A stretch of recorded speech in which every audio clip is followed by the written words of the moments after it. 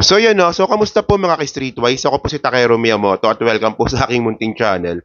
So mga kababayan, yung pinagmamalaki po ng mga DDS ngayong araw, November 8, 2024, na EDSA People Power, dyan po sa EDSA, ay epic failed.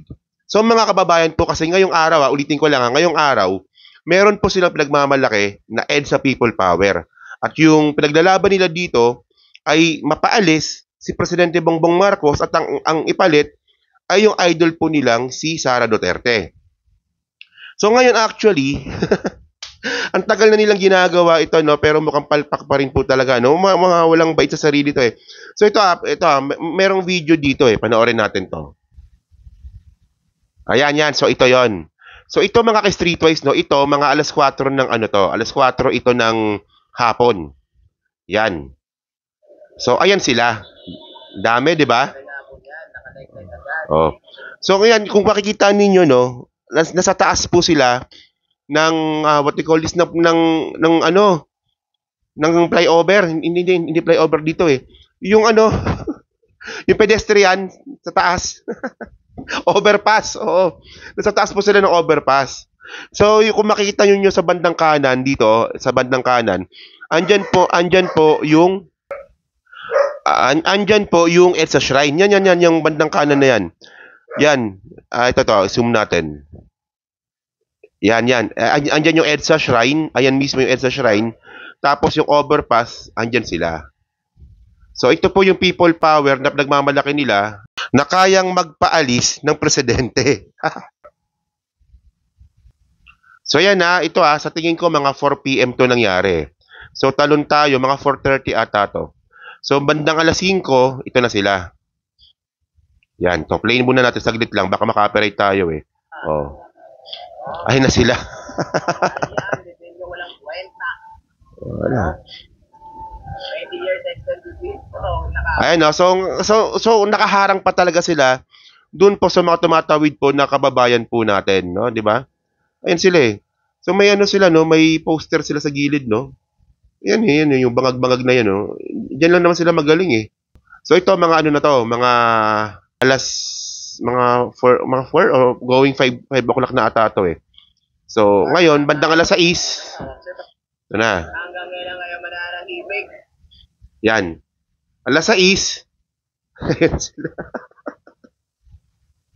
Tanginan tong mga to, no? Oh. Hindi na tayo nilalaman ng buhayang BBM pangan at inubos na ang pera ng taong bayan. No? Wala, no?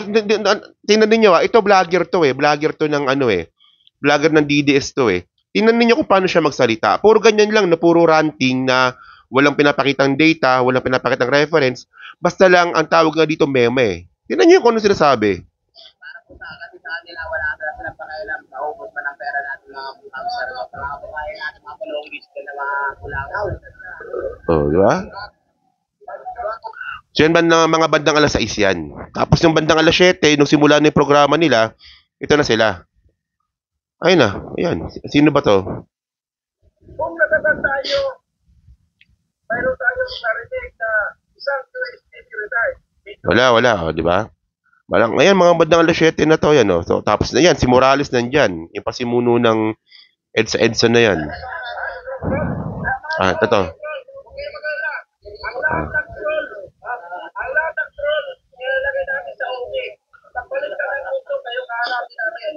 Si Alien Morales nandyan. O, yan. Wala, men. Walang kakwenta-kwenta to. Yan. Wala, oh.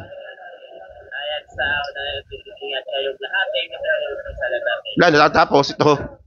Wala na, uwian na sila. Wala na. Di ba? Ayun na yun. Ayun na. So yung pinagmamalaki nila na EDSA People Power na magpapatanggal kay Sara, hindi, ang magpapatanggal kay Presidente Bongbong Marcos at ipapalit si Sara Duterte. Ayun na po 'yun. Ayun na 'yun. Ayun na yung pinaka-persado nila. So actually mga kababayan no, ito kasi yung grupo po na yan, yung Friday group po na yan. Ano yan? Pautot lang po ni Morales yan. 'Di ba? Pautot lang po ni Jonathan Morales yan. At yung totoo talagang nagpasimuno talaga niyan si Pebbles. Si Pebbles po kanina nasa live stream ako ni Madam Ellie eh.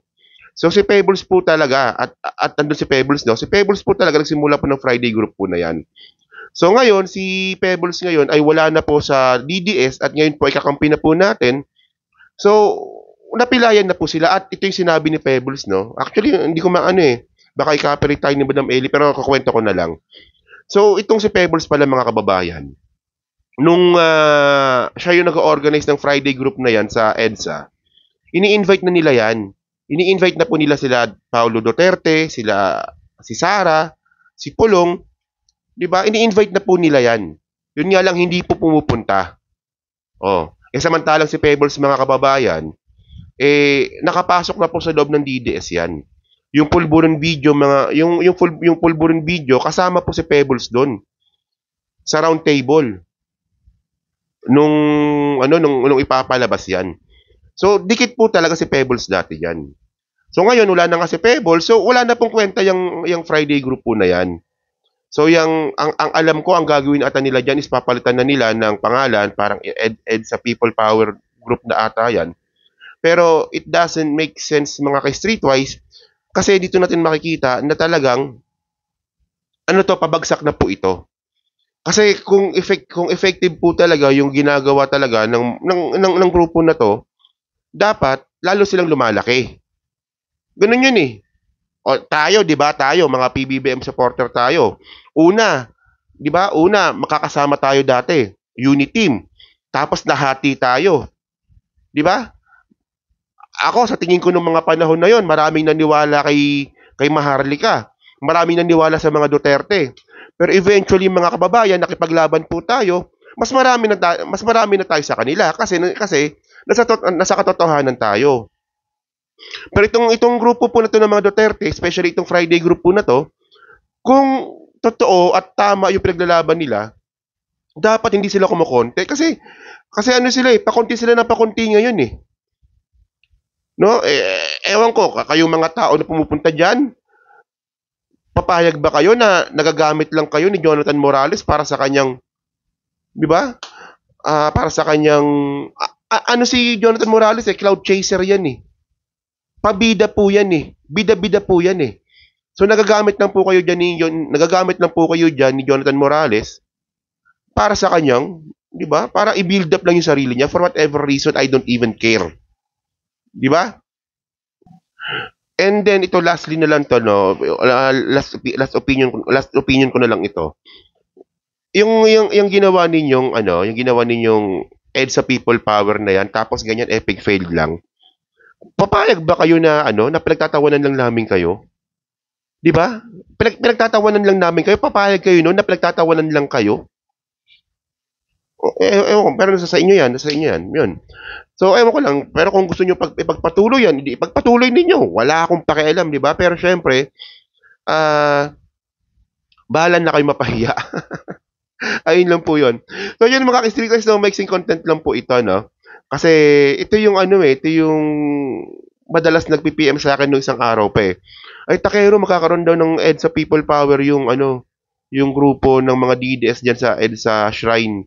Hindi nga sila sa EDSA Shrine nga hindi nga sila sa EDSA Shrine nagrarally, nagtitipon-tipon eh. Sa taas pa ng overpass eh. O kasi nga bawal din sila doon, pinagbawalan sila doon, di ba? So yun so kayo po ano po masabi nyo nga po dito sa kalokohan po ng mga DDS na people power ngayong araw. Kasi wala naawa na rin talaga ako, no? Naawa na rin po talaga ako sa kanila. Masyado kayong naniniwala sa mga pinagsasabi ni Digong na sometimes it's very, very illogical na po talaga, no? So yun, no? So dyan po sa Team Replay, ano nga po masabi nyo nga po sa content natin ngayon, so pa-comment na po sa baba at binabasa ko pong lahat yan. At syempre, dyan din po, no, sa nakakapanood po nito, so syempre, pahingi na lang din po ako ng like, subscribe, at kung di naman kalabisan, pa-share na rin po ng video po na to. So kung sa muli po, kita na lang ulit tayo sa susunod na video. Salamat po, bye-bye, and thank you.